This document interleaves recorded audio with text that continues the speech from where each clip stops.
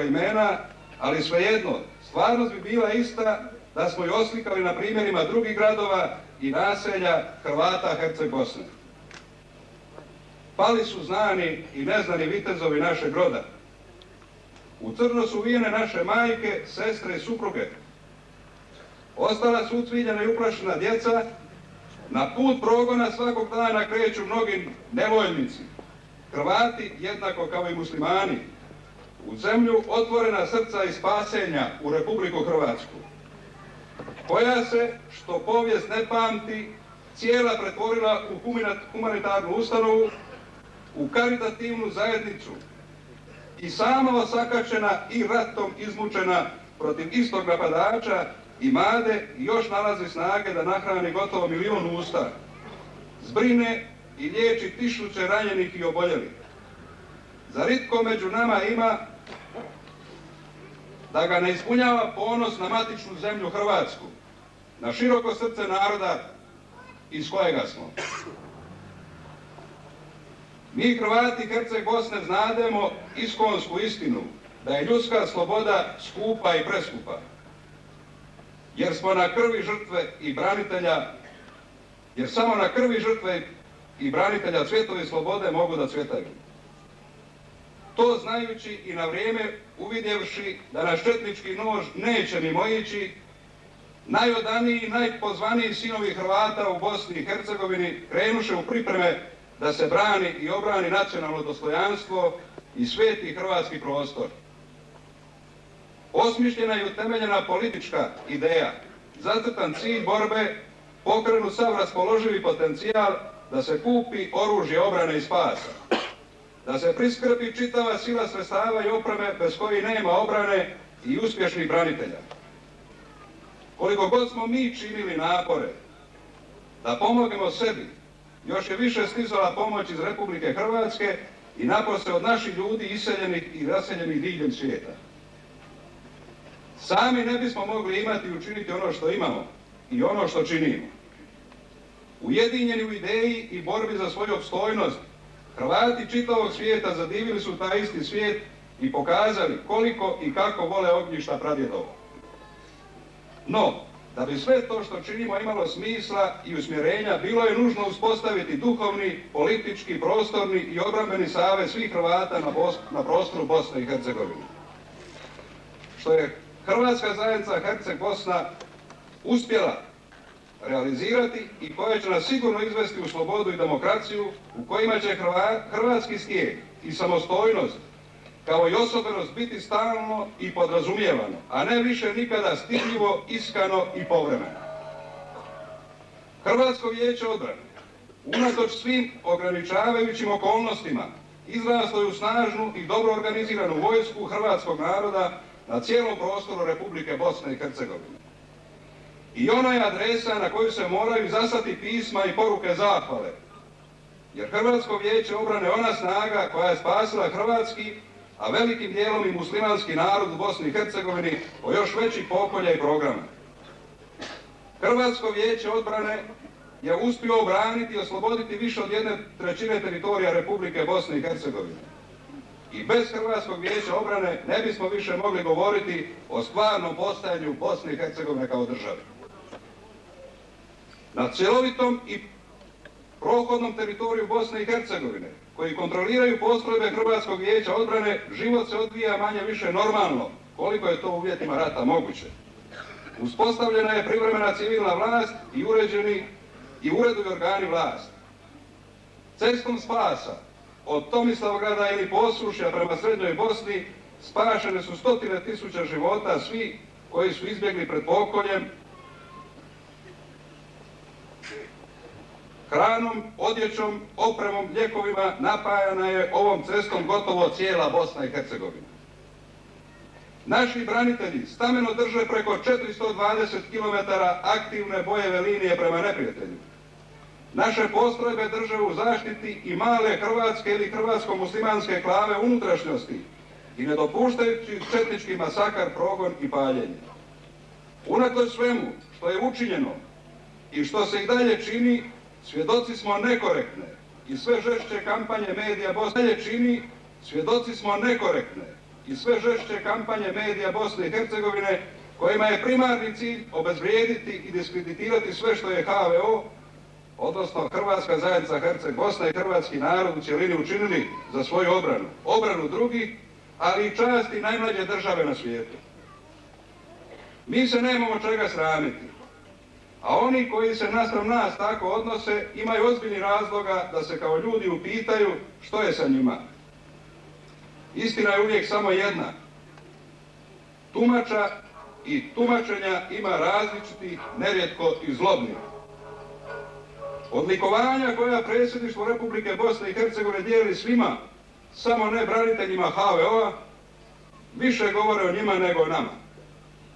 A nama neka govore djela koja su prožeta ljubavlju i humanizmom.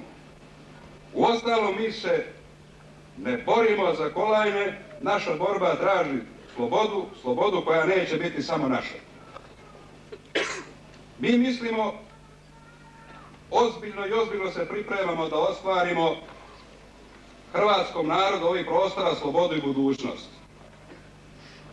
A vi, mladići, što danas prišežete svom narodu i svojoj domovini, budite ponosni, jer ste prva postrojba redovne vojske hrvatskog naroda u Republici Bosni i Hercegovini, koja će, uspjevali, pomoći da se stvori mir.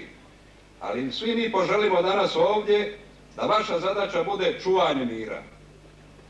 Hrvatska zajednica Herceg Bosna učinila je i učinit će sve što može da vam omogući uspješno savladivanje vojno-stručne obuke i pristojnih uvjeta života.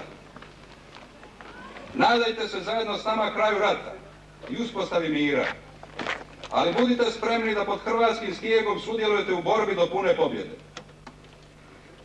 U ime odjela obrane Hrvatskog vijeća obrane Hrvatske zajednice Herceg Bosna, glavnog stožera i svih vojnika Hrvatskog vijeća obrane, ja vam čestitam današnju svečanu prisegu. Vama koji ste postavili temelj budućoj redovnoj hrvatskoj vojsci, odnosno vojsci hrvatskog naroda u Herceg Bosni i Republici Bosni i Hercegovini. Neka Bog pomogne da oružje ne bude te morali upotrijebiti, da mir i pravednost opet nasele naša prostranstva bez novih potoka krvi. Vama, dragi roditelji, prijatelji i časnici naših novaka, također iskrene čestitke. Imate razloga da se ponosite njima. Neka živi Republika Hrvatska, neka živi Hrvatska zajednica Herceg Bosna, neka nam živi Hrvatsko vijeće odbrane kao i hrvatski narod na svim meridijanima. Neka živi suverena i slobodna Republika Bosna i Hercegovina. Hvala. Sada će vam se obratiti dopredsjednik Hrvatske zajednice Herceg Bosne, gospodin Božo Rajić.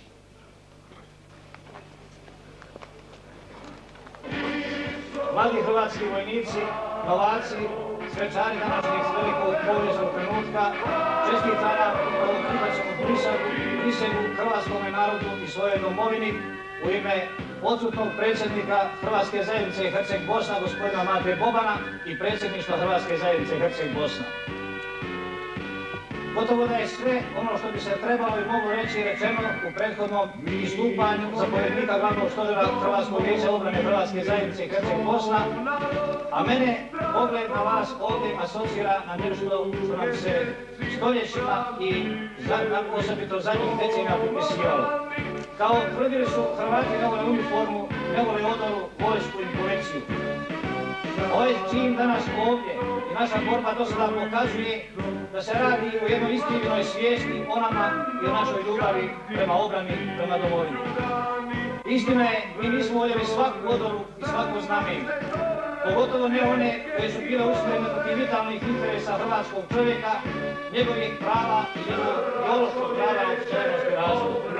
Ali, kad je ključ ovaj povijesni trenutak, da se hrvatski narod po prvi put nakon drugih stoljeća bori za sebe, za svoja prava, za svoju domu, za svoju budućnost, onda se pokazalo koliko hrvatski čovjek ljubi odoru hrvatskog vojnika i hrvatskog policajca koji resi povijesni grb na njihovim kapama.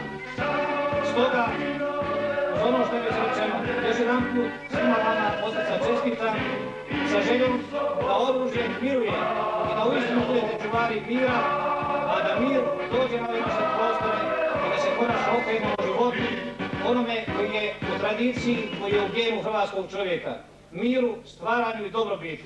Ne treba nam sloboda samo za nas, mi želimo da su slobodni svi pored nas, jer mjera slobode je sloboda najmanje slobodnoga jednoga društva. A Hrvati su narod koji znaju cijeniti i svoju i tuđu slobodu. U to ime još jednom živjeli i da se vidimo u boljim danima.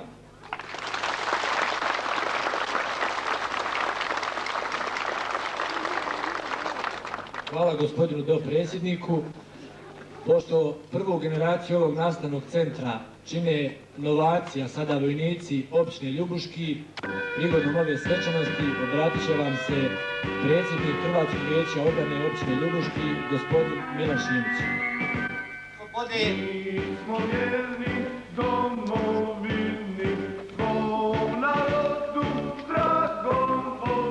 U ime općinskog Hrvatskog vijeća obrane Ljubuški, u svoje osobno ime pozdravljam vas, dragi novaci, vaše roditelje, vašu rodbinu, zapovjednike koji su vas vodili, koji će vas voditi, sve nazočne predstavnike vojske i civilne vlasti, predstavnike naše crkve, sve građane na ovome skupu.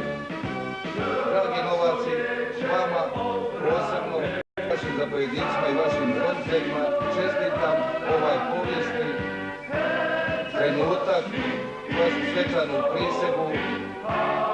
Vremena su teška, vi ste danas prisegnuli svojoj domovini, Hrvatskoj zajednici Herceg Bosni, svome narodu. Časno je, ali obvezujuće. Slijedite put hrvatskih branitelja, hrvatskih vitezova, a na tome putu neka vas čuva i prati dragi Bog. Nek vam je sretno i hvala. Sve vojnike i svima njima podijeliti po jednu pomoć.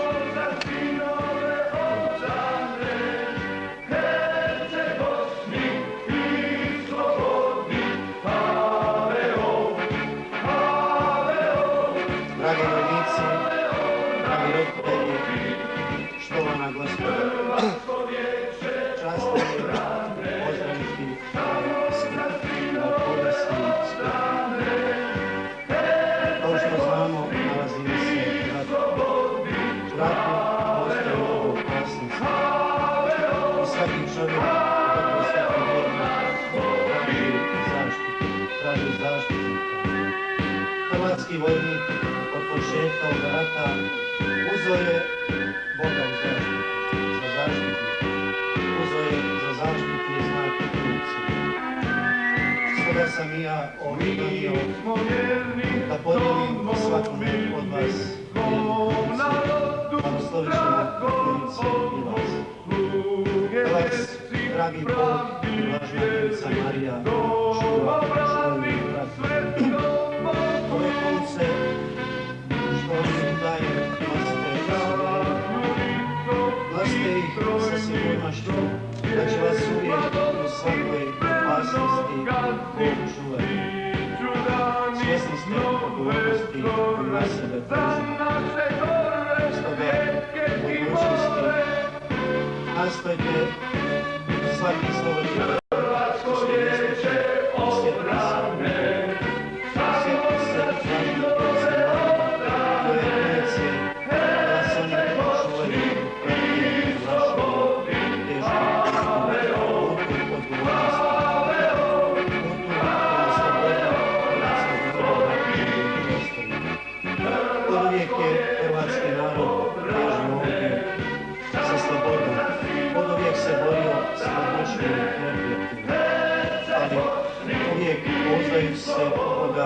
uvijek je uspijevao izboriti pobjedu, izboriti sve slobode. I naravno uži ta odgovornost. Zajedno s krunicom, kao i ona pjesma što nam je kazala, sa strojnicom i s krunicom u ruci. Daj Bože da onu strojnicu ne upotrebljavamo, a da krunicu što više upotrebljavamo. S ovih par riječi pozdravnih završio bih i sada ćemo preći na sam blagoslov krunica i vas vojnika.